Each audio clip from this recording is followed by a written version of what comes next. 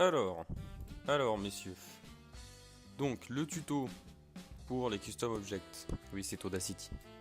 Alors le tuto pour les custom objects, qu'est-ce qu'il faut comprendre? Dans Mario 64, les objets ils marchent, on va dire, en deux parties. Il y a le comportement, ce qu'ils appellent en anglais le behavior, et le modèle en lui-même. Le modèle et le behavior sont liés par une valeur qu'on verra plus tard, donc on ne peut pas s'amuser à mélanger, à mettre le behavior qu'on veut avec le modèle qu'on veut. Ça déjà faut le comprendre. Ça marchera encore moins, et même pas du tout, lorsqu'il y aura une histoire de collision. Dès que Mario entre en contact avec l'objet. S'il y a ça, tentez rien d'incroyable. S'il n'y a pas de collision, on peut toujours se marrer à mélanger des choses. Mais bon, ça marchera pas toujours. Donc on va prendre une ROM propre pour qu'on sache qu'on part tous du même niveau. Donc ce qu'il vous faut, c'est d'abord Quad et pas TT64 parce qu'il donne pas les valeurs qu'on veut. On oublie Toadstool, on prend Quad. Dans sa dernière version, parce que dans les versions trop vieilles, ça marche pas. Vous allez voir, il y a une option qui ne fonctionne pas dans les anciennes versions. Il nous faut l'Exeditor, parce qu'on va avoir besoin d'aller chercher des valeurs. Forcément, de l'éditor, moi j'ai la version 2.08, parce que c'est celle que je trouve le mieux. Et ensuite, la calculette Windows ou une vraie, si vous avez un peu de thunes, qui marche en hexadécimal. Parce que toutes les valeurs sont en hexadécimal. Donc je disais, tout marche en deux parties. Le modèle et le behavior. Ce qui nous intéresse dans l'import de modèle, c'est comme je viens de le dire, le modèle. Mais vu qu'il est lié avec le behavior, on va toujours chercher la valeur qui entre en commun. Donc pour faire ça, par exemple, vous faites un hack, vous voulez utiliser un objet précisément pour votre level. Par exemple, on va dire que vous voulez l'objet de l'étal Lavaland. Où se trouve-t-il? Ici. Vous voulez l'objet qui s'enfonce quand on marche dessus. Bon, il se trouve que c'est celui-là, le Sinking Lava Rock Block. Vous voulez l'utiliser, donc vous allez changer de modèle, à moins que vous voulez le modèle de base, comme ce qui est fait dans Saphir, mais bon, c'est pas forcément, voilà, c'est un vieux carré, on a vu mieux. Vous voulez changer le modèle, tout en gardant le même comportement. Donc, notre ROM, on la met dans l'éditor, et on va la patcher pour qu'elle soit étendue et qu'on puisse travailler dessus tranquillement. Voilà, elle est patchée, bon, il nous dit que c'est bon, mais en fait non. Hein. Hop, on coche au moins ces deux-là. On peut aussi cocher celui-là, mais bon, c'est pas forcément utile. Hop, ce que vous allez faire, c'est que dès que vous prétendez vouloir remplacer des modèles du jeu qui ne sont pas déjà présents dans la liste du Custom Importer ici, ce qu'il va falloir faire, c'est aller dans cet onglet et dans les tweaks, aller activer l'Extended Bank 04. C'est à la base, il l'avait ajouté pour remplacer des objets du modèle de Mario, mais nous, vu que Mario il est très bien comme il est, c'est ce qui va nous servir à placer les nouveaux modèles. Donc, on applique le tweak. Voilà. Et ça a libéré de la place dans la ROM. On ira la voir après avec l'ex-editor. Une fois que c'est fait, vous mettez l'éditeur de côté et ici, donc dans Quad, l'objet qui vous intéresse, c'est celui-là. Donc je disais, il fait partie de la RAM bank de l'étal Lavaland. Hop. Voilà. Alors, il faut forcément qu'on prenne un modèle, on va en prendre au pif en attendant. Hop, hop. Voilà. La RAM bank du coup. Les deux premières qui gèrent souvent des mobs, quoi, des méchants.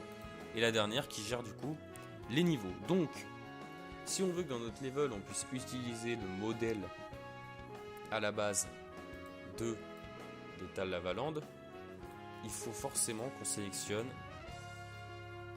la RAM bank éponyme où elle est l'étal Lavaland. Bon, forcément, vu que le travail est fait à moitié sur cet éditeur, on le voit pas, mais dans le tas il y a Sinking Lava Rock Block. Donc le fait de mettre celle-là en objet, en banque objet 0E fait que on pourra utiliser ça, on pourra utiliser la plateforme qui tourne, on pourra utiliser tous les trucs caractéristiques du level, quoi. Mais nous on va estimer que la RAM bank, on va l'ignorer pour l'instant. On va se dire que vous voulez changer le modèle de l'objet à la base. Donc ce qu'on va faire, c'est que dans Quad, on se met dans le niveau où l'objet qu'on veut changer se trouve. On clique sur MISC, Script Dump, et on va ensuite dans Objet. Et à gauche, vous allez trouver le nom de l'objet que vous voulez changer. Nous, c'est Sinking Lava Rock Block, donc c'est dans l'ordre alphabétique. Voilà, des fois il y a des fautes d'orthographe, donc c'est pas bien rangé, mais bon, vous le trouverez toujours. Et ensuite, ici, on va chercher les lignes qui commencent par 15. Alors, qui commencent par 15, suivi de un chiffre au pif et de 0. Donc ici, on le voit distinctement parce qu'il est éloigné du reste. Il est éloigné du reste, donc on le regarde. On voit qu'il y a une valeur à droite, et en fait, c'est cette valeur qui représente, entre guillemets, le modèle de l'objet. Donc pour pouvoir changer l'objet, ce qu'on va faire, c'est qu'on va prendre l'adresse de la zone que j'ai mis en bleu. Pour faire ça, on prend cette valeur. Cette valeur, en fait, c'est l'adresse du début de la ligne. Et vu que nous, on veut l'adresse à partir d'ici, donc 1, 2, 3, 4 bits plus loin, 4 valeurs hexadécimales, plus loin ici, on va ajouter 4 à cette valeur. C'est là qu'on utilise, on copie, qu'on utilise la calculette en hexadécimale, on clique bien sur hexadécimale, on copie la valeur et on ajoute 4. 48D78C, ça correspond à l'adresse qui est ici. Cette valeur, vous allez la stocker quelque part, vous l'écrire où vous voulez, en tant que pointer. On appelle ça un pointer parce que la ligne d'avant c'était un 15, donc c'est un pointer. Donc si j'ai à vous expliquer et que je vous dis trouve le pointer, c'est cette valeur dont je parle. Cette valeur, vous allez la mettre de côté. Alors ici on a de la chance, il n'y en a qu'une, mais ça se peut qu'il y en ait 3-4. Bon, 4 c'est rare, mais il peut aller jusqu'à en avoir 3. Donc on retourne dans l'éditeur, Custom Importer, et là on va venir en fait regarder, et vous allez vous apercevoir vous de votre côté qu'il n'existe pas le modèle de l'étal lavaland Sinking Lava Rock Block, il n'existe pas chez vous. Donc vous allez le créer, vous allez cliquer sur New et le nommer comme vous voulez. Moi je l'ai déjà fait, il se trouve ici, l'étal lavaland Sinking Lava Rock Block. Et ici normalement vous n'aurez aucune valeur de marquer, moi je les ai déjà parce que je l'ai déjà fait, tant qu'à faire. Donc cette valeur que vous avez là, bon, on se rend compte que c'est celle-là. Pour la placer ici, ce que vous faites, c'est que vous la copiez, vous la mettez ici, tac, et vous faites... Alors, vous pouvez rajouter 2 zéros pour qu'il y ait 8 valeurs, mais ça revient au même au final, hein, c'est la même chose. Add pointer, moi je l'avais déjà, donc je supprime l'ancienne. Cette valeur, vous la laissez. Dès que vous faites un changement, vous faites Save Change, parce que si vous cliquez sur un autre truc en vous gourant et que vous revenez, il n'y aura pas la valeur, et c'est extrêmement chiant. Donc ça, c'est le pointer. Ensuite, une autre valeur qu'on va avoir besoin, c'est le collision pointer. C'est cette fameuse valeur qui fait la liaison entre le modèle et le behavior. Si dans votre modèle ici, cette valeur ne fait pas référence au behavior correspondant de l'objet, quand vous allez vous en approcher, le jeu va crash. Donc pour trouver cette valeur, pareil, on reste sur l'objet qu'on veut changer, mais on clique sur behavior script. Et là, il faut qu'il y ait une ligne qui commence par 2A. Si cette ligne n'existe pas, soit l'objet ne sera pas remplaçable, soit ça veut juste dire qu'il n'y a pas une réelle interaction. Par exemple, quand j'avais changé le modèle du canon, le modèle de la partie noire, vu que Mario n'a pas de collision avec, il n'y a pas de 2A, mais le modèle est changé quand même. Donc, des fois c'est important, des fois non, mais là vu que c'est explicitement un objet qui s'enfonce quand on marche dessus, il y aura un 2A suivi d'une valeur qui nous intéresse. Ça c'est en soi la valeur qui définit l'interaction avec Mario, on va dire ça comme ça. C'est pas exactement ça, mais c'est ce qu'il faut comprendre. Et ben là on va faire la même chose, on va prendre l'adresse du début de la ligne. Hop, faites bien CE pour effacer toutes les valeurs. On la copie et on ajoute 4. On ajoute 4 toujours pour passer de là à là. Vous ajoutez 4, vous copiez et vous allez venir la mettre dans Collision Pointer. Là on peut voir que ça correspond bien. 21BB4C, 21BB4C, les deux zéros pour que ça fasse 8 noms, 8 chiffres, mais ils sont pas obligatoires. C'est comme en maths, si les zéros sont à gauche, ils sont pas obligatoires. Par contre à droite, ils sont importants. Vous sauvegardez, et ensuite il va vous manquer 3 cases vides. L'import RAM offset, l'import ROM offset et le maximum ROM offset. Ça c'est ce qu'on va appeler des valeurs de mémoire. C'est-à-dire que ces valeurs vont changer via votre ROM. C'est là qu'on va aller ouvrir l'hexadécimal editor pour mieux comprendre. Dans une ROM où vous n'avez pas appliqué ce qu'on a fait plus tôt, l'extended bank 04, ces valeurs n'existeront même pas. C'est pour ça que c'est extrêmement important, car vous allez le voir, le fait d'avoir activé ce tweak fait que à une certaine adresse, en gros à droite c'est les valeurs, à gauche c'est l'adresse des lignes, à une certaine adresse de ligne on va trouver quelque chose qui nous intéresse. Donc l'adresse de ligne, pour la connaître, elle sera dans une image qui en fait résume toute cette vidéo en soi, mais en anglais, donc c'est pas forcément cool à comprendre. Il y a une valeur à laquelle on va se rendre. On va trouver de la place mémoire pour mettre le modèle. On nous dit d'aller en 11A35B8, donc on va y aller. Je fais un CTRL G pour pouvoir ouvrir cette option. 11A35B8. Voilà, on s'y rend. Alors là, vous me dites, il n'y a rien d'incroyable, c'est quoi ta connerie? Alors, ce qu'il faut faire, c'est qu'une fois ici, on nous demande d'aller chercher une suite, un endroit de mémoire qui est libre, où il n'y a rien inscrit dessus.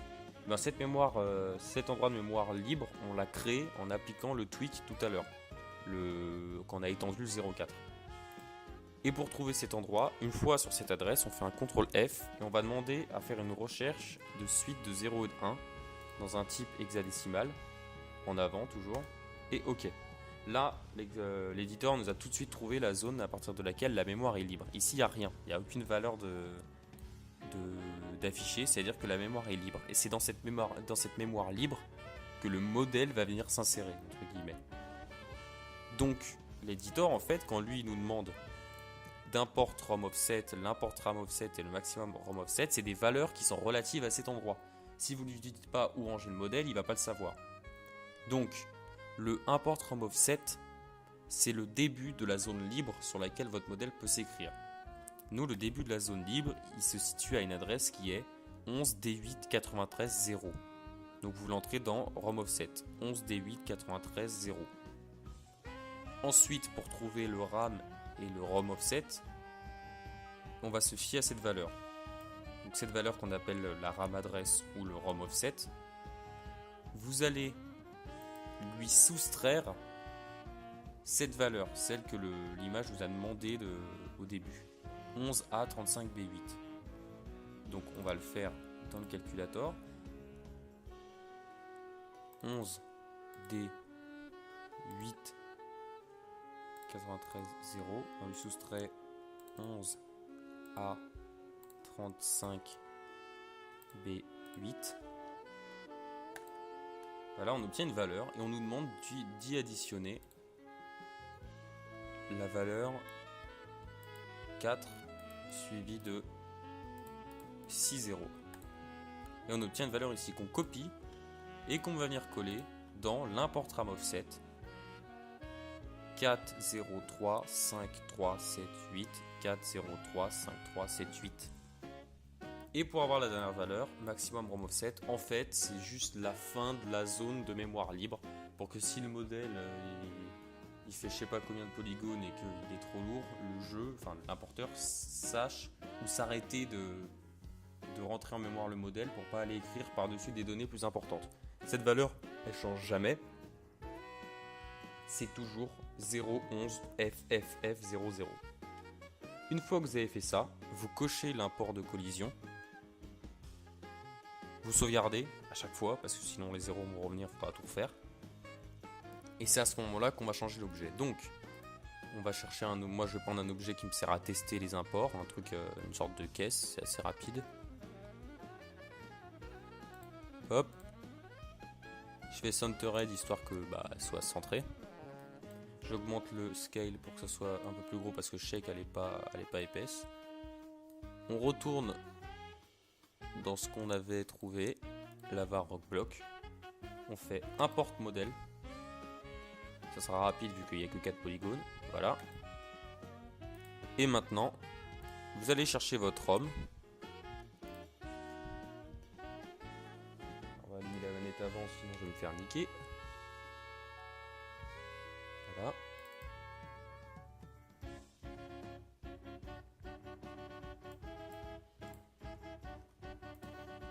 Et on va aller vérifier directement in-game si tout va bien.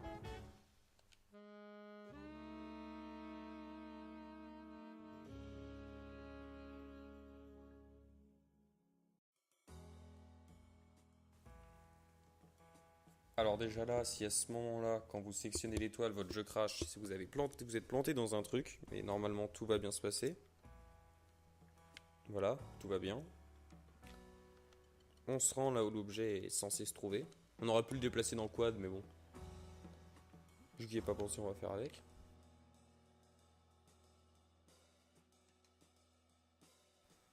Comme on peut le voir déjà de loin, l'objet a été bien remplacé par l'objet, par la caisse. Et quand on marche dessus, elle s'enfonce comme prévu, comme le jet de base. Donc ça fonctionne bien. Là, je vais détailler 2-3 points qui sont quand même importants. Donc déjà, je vais vous prouver que c'est bien l'objet que j'ai importé et que j'ai pas fait un montage dégueulasse digne des plus grands saboteurs. Pour vous prouver que c'était bien l'objet que j'ai importé. Voilà, c'est la caisse, hein, on la voit. Voilà. Donc comme vous avez pu voir, l'objet est bien importé dans notre niveau. Il a bien les bonnes propriétés qu'on lui voulait, car on a changé que le modèle de l'objet et pas l'objet en lui-même.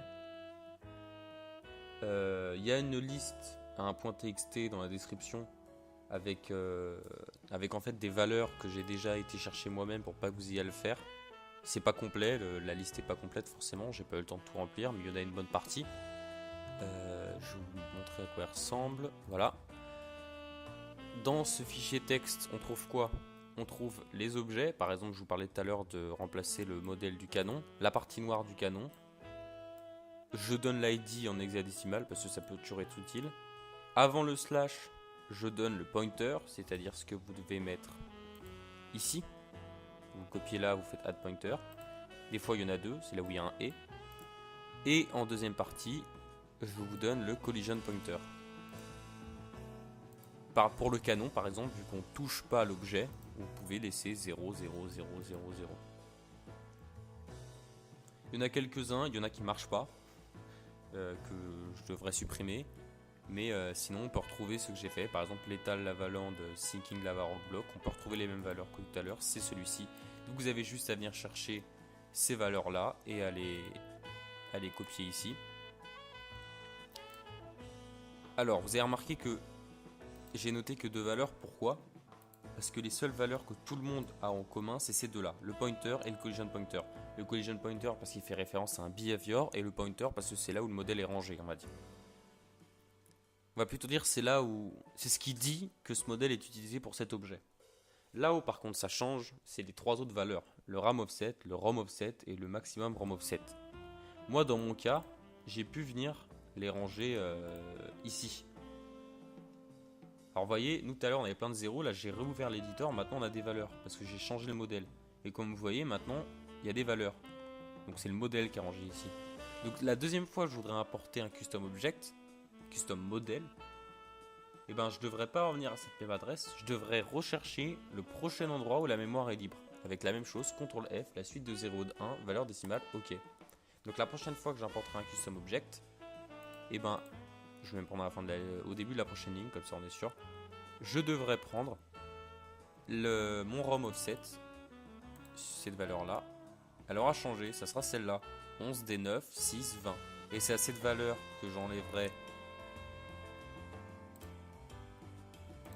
11A35B8, à laquelle j'ajouterai 4 et 6 0 pour obtenir mon ROM offset. Par contre, le maximum ROM offset reste toujours le même, c'est toujours 011 FF F00. Et c'est pour ça que finalement, on est très vite limité, enfin très vite, c'est déjà pas mal, mais on est limité par le nombre d'objets à modifier parce que l'espace mémoire 0,4 a beau être grand, il n'est pas non plus incroyable. Mais c'est déjà pas mal pour ce qu'on veut faire.